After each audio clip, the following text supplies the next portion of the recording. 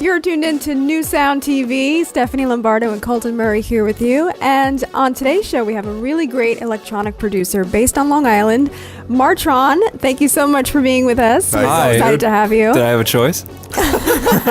No, I'm very happy to be here.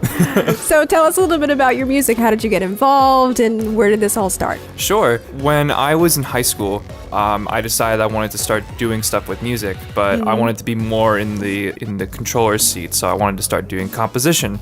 Nice. And over time, I started getting known as from people's opinions as like virtuoso and stuff, and I don't really care to hear all that stuff. And that's not really what you're into too much.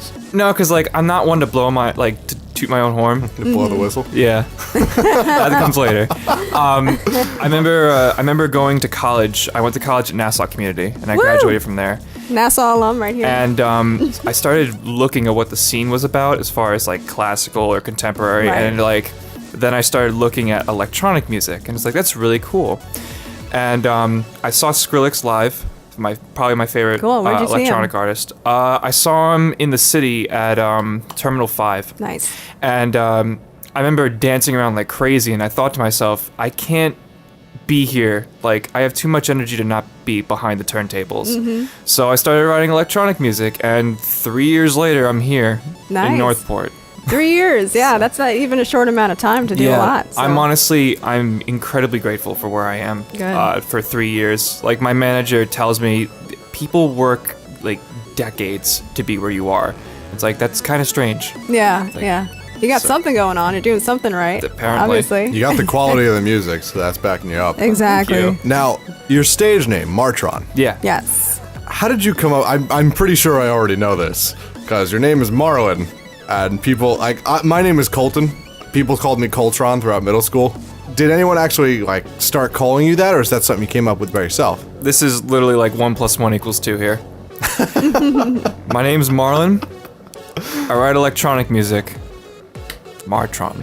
Ah, clever. That's really it. Okay. Now, you mentioned you have a manager, and right now you're on a record label, right? Tell us a little bit about that. I am with a label called Alchemy International, which is not only a record label, but it's a management company. We're diving more into the management scene, and my manager's name is Ken Lombardi. He is a saint. Nice. I mean, he's like the dirtier kind of saint, but he is an amazing worker. He manages not only myself, but he manages the Raga twins, who have worked with people such as Skrillex and Must Die. Nice. And he actually just added to his roster the Sugar Hill Gang. Wow. Which I'm very happy about, because I could start projects with them, which is, spoiler, we are doing projects together. Okay.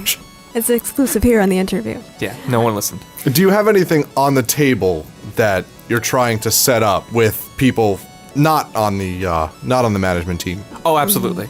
There are, based on a couple of deals that we have gotten started, or rather Ken has gotten started, he's done stuff with Warner recently, which is, it's Very pretty cool. awesome. And I was able to sit in on the sessions, but, based on those connections, we're trying to squeeze me in somewhere, and get some cool collaboration ideas.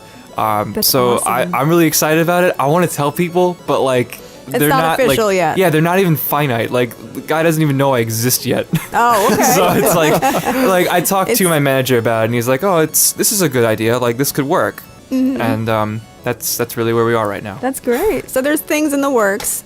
Yeah. Now, there are a lot of independent musicians watching this, and I'm even curious for myself. How did you even hook up with your manager? Sure. And the label? What happened was I had a friend who loved electronic music, and she and I would hang out for God knows how long. And she was friends with my manager. I had no idea who he was at the time. And one day she showed him my music and was like, have him come into the studio. And we were at this place called the Mix Palace, which it's a beautiful studio. And I hate to bash on it, but I wish the people there were better. Honestly. Okay. They took me in, they had me sign a contract, they're like, we want you on the label, and everything started from there. It's all about who you know at the end of the day. Absolutely. Now, what studio do you work at, or rather mix and create music at now? I work at 3. One of them is my home studio, which is literally the desk across from my bed. Okay. Number 2 is I work at a studio in Massapequa, which we call The Rock because it is also a music school. Nice. And the 3rd is Cove City. Cove City Sound Music. Great studio, great people, great quality. That's awesome. Run by Rich Kanata, who plays saxophone with I've Billy heard of Joel. Like amazing group of people. That's wonderful. All on Long Island. Yeah, based, yeah. It's all like it's interesting that like I want to get away from the Long Island scene, but like these are like more, in my opinion, professional people in the Long Island scene. Absolutely. Now you write all of your original music and you do a lot of remixes, yes. correct? Tell us a little bit about the music process. How do you come up with an idea of how to write original stuff? It's really funny because what's great about music, and especially electronic music, which is why I kind of went away from the classical scene. Was there is no finite way of doing it.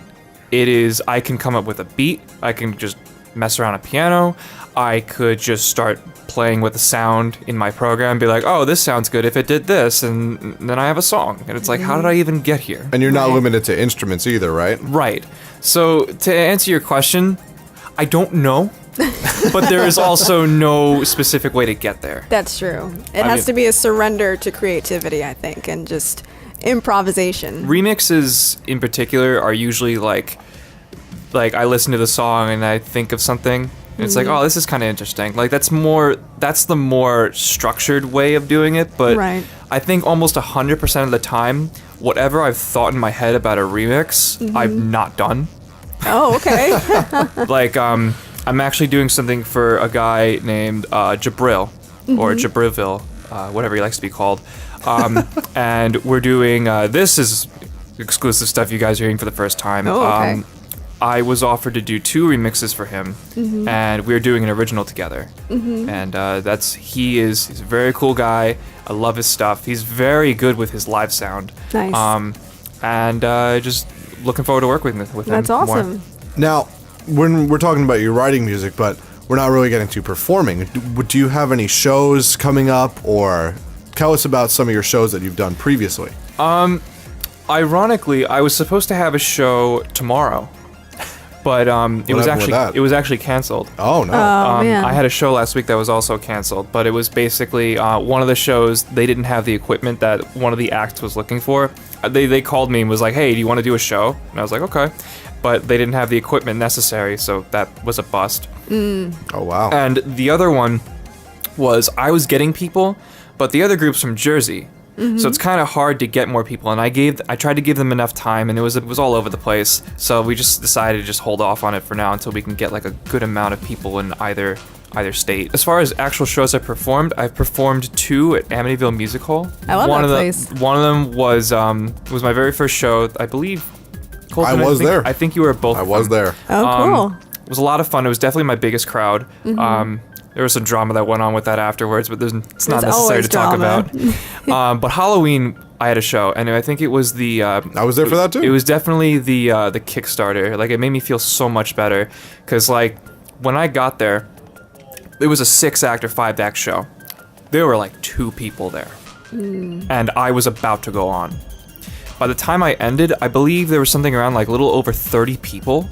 Okay. So, like, it was a very big confidence booster. Like, I didn't care how many people showed up, but, like, the fact was, like, I could pull people. And that's what really mattered to me. Yeah, absolutely. So, like, that was a big thing for me. They kind of approached you once they started hearing your music, in other words. That's really great. And if you can make a small crowd really that attentive and be that into it, then you can make a large crowd the same way. You know? That's have what any I've of those learned. people in that smaller crowd, like, have they come back to you and said, hey, I saw you at the show, like, you were great? Yeah. Absolutely. Yeah, like... I find it so stupid or silly, rather. Like, I just started getting fan mail. Nice. And, like, I get fan mail from just people all across the world, and it's kind of weird. It's like, oh, I love your music, and you're doing this. I'm like, why do you talk to me? Like, it's not, like, a bad thing, but it's like, I didn't expect to be in this position. Yeah, like, so quickly, I'm just a dude that writes music in, like, most of the time in his underwear. Like, I mean... That's the kind of job I want. Like, why would you want to talk to me? How many followers would you say you have right now? Combined? I would say yesterday my Twitter started blowing up for whatever reason. I would say I have almost 10,000 people That's overall wonderful. following me, which Oh is my like God. that's like when I first started to get to know Colton and I told him about this Martron project. He was like, "This is really cool," and like he and maybe 3 other people cared. Wow. So now it's like at 10,000, and it's like, really? Yeah. Like, And it's you gonna really sure? Get bigger from there. Shows the quality of your work, man. Absolutely. Things you. catch like wildfire today with Yes, they do. internet and social media. Well, where can we go to hear some more of this great music? First of all, thank you. Sure. Second of all, I want to say you can go to YouTube, which is at Martron Music, Twitter, Martron Music, Facebook is Martron. Mainly everything is Martron Music, so like Tumblr, unfortunately SoundCloud, Reverb Nation. Facebook's the only one that it's just pretty much strictly Martron. I think that and Reverb Nation Cool. are that, but they all have the same logo, which I debuted yesterday. Are you on Great. iTunes? Oh yeah, how could I forget iTunes? Yeah, I'm on iTunes. I have a couple, like I have 2 tracks on there. Okay. Great. 3 soon. Nice. All right. Well, we'll look out for that.